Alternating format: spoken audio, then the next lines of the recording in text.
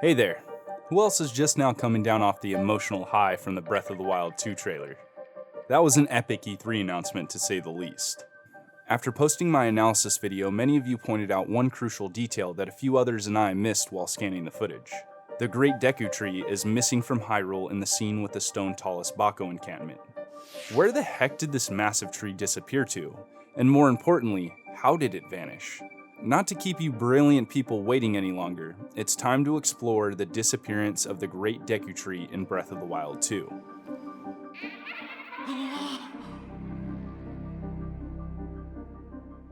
Going back into the trailer to the point I previously mentioned, if we zoom in at the very beginning, you can see that you should like, comment, and subscribe.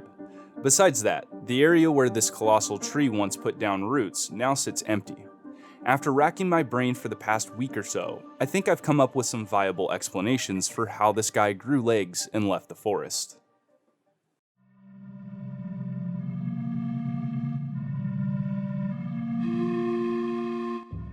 With the revival of Ganondorf, the Great Deku Tree may have perished at the hands of the Demon King. This would mirror what happened in Ocarina of Time.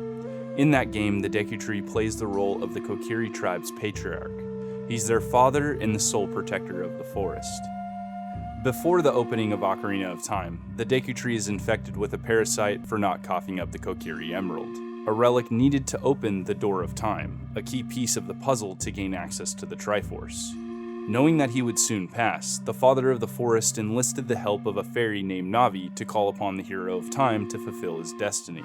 Link inevitably comes to his aid, clearing out the parasite known as Queen Goma from the depths of the tree, only to find it was too late for his surrogate father. All of this being part of Ganondorf's plan to enter the Sacred Realm to take the Triforce for his own. In this case, the Deku Tree was but one of the 3 roadblocks in Ganondorf's plan to unlock the Gate of Time. However, in Breath of the Wild 2, Ganondorf may have another reason for killing him off. As we know, he's no slouch when it comes to constructing intricate plans to take over the kingdom. The King of Evil has quite the resume. When returning to the beginning of the trailer, it's evident Ganondorf attacks Link while holding the Master Sword, tainting his right arm. What if he decided to disable not only the hero, but the sword that seals the darkness, essentially eliminating one of his biggest oppositions to taking over Hyrule? He's done it before by possessing the Sheikah's technology.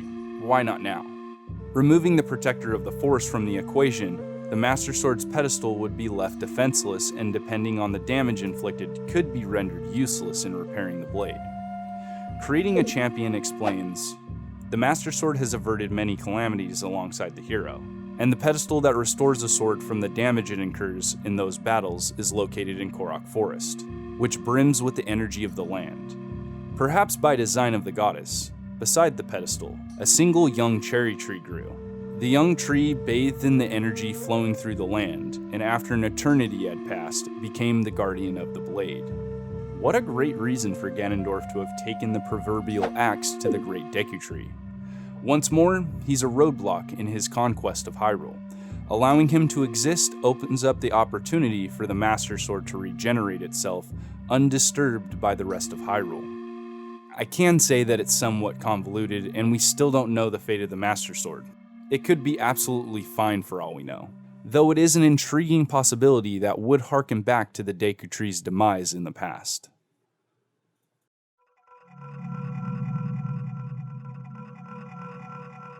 Moving on to our second explanation, the Great Deku Tree disappeared. To be more transparent, Link can no longer see him. Not just any Hylian can observe the spirits of the forest. As a defense mechanism, and a game, each and every Korok hides from the outside world, usually under a rock, beneath the ground, or within objects. Some, like Hestu, are known to hide in plain sight, same for the ones that have already been found. Even the very first Korok you find in Breath of the Wild makes a reference to Link being able to detect them, noting it didn't think Hylians could see Koroks, while again running into the same explanation when meeting Hestu for the first time, with him saying, You can see me? It's been 100 years since anyone's been able to see me," implying that he hasn't met the gaze of a Hylian since Ganon attacked Hyrule. Well, all except for this guy, who refers to Hestu as a ghost tree. Age of Calamity goes further, showing that everyone excluding Zelda had a challenging time spotting Hestu until she ultimately stops to talk to him. With Link's arm presumably being infected with malice, this could inhibit his ability to see Korok Forest. Infected, he'd no longer be worthy of entering the woods to obtain the Master Sword, which would subsequently make purifying his body of the substance all that more prevalent if the hero genuinely wants to go toe-to-toe with Ganondorf once again.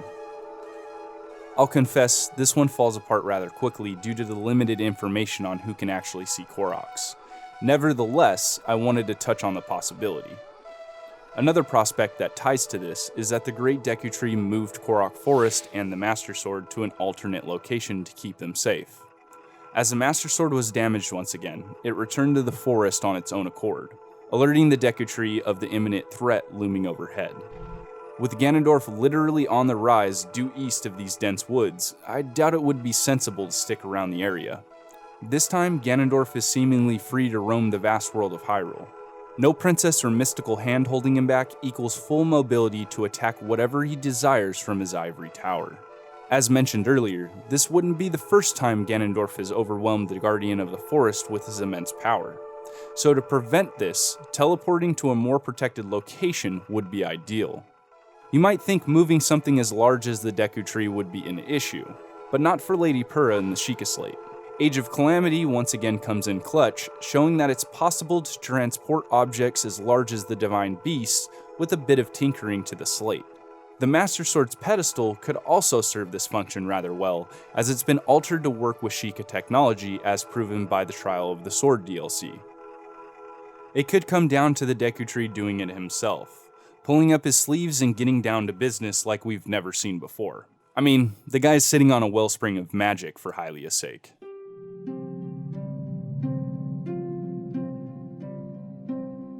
My final hypothesis is that the Deku Tree has been lifted into the heavens. Similar to the floating island shown off in the recent trailer, the cherry tree along with the center of the forest may have risen skyward to defend them from Ganondorf. Suspending the forest would allow us a refreshing take on the world of Hyrule. What was once there is now missing, creating new and exciting opportunities. It would become antiquated returning to the same tired Korok Forest to obtain the Master Sword. Cutting off the Deku Tree from Hyrule would grant the developers more creative control on where and at what point you obtain the Master Sword, in turn giving us the chance to discover something all over again in a brand new way.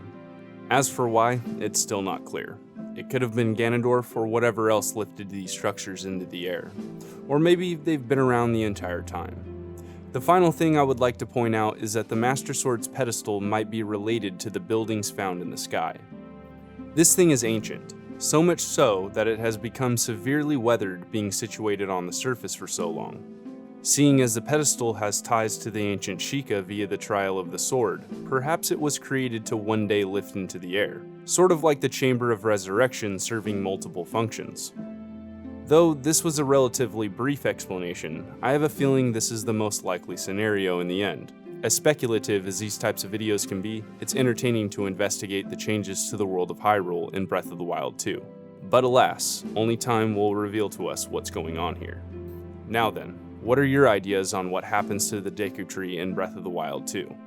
Let me know in the comments below. May Hylia bless my subscribers and my channel members. Before you leave, find out what may have caused Ganondorf to become the Calamity by clicking the video above. Have a remarkable rest of your week. RMFH out.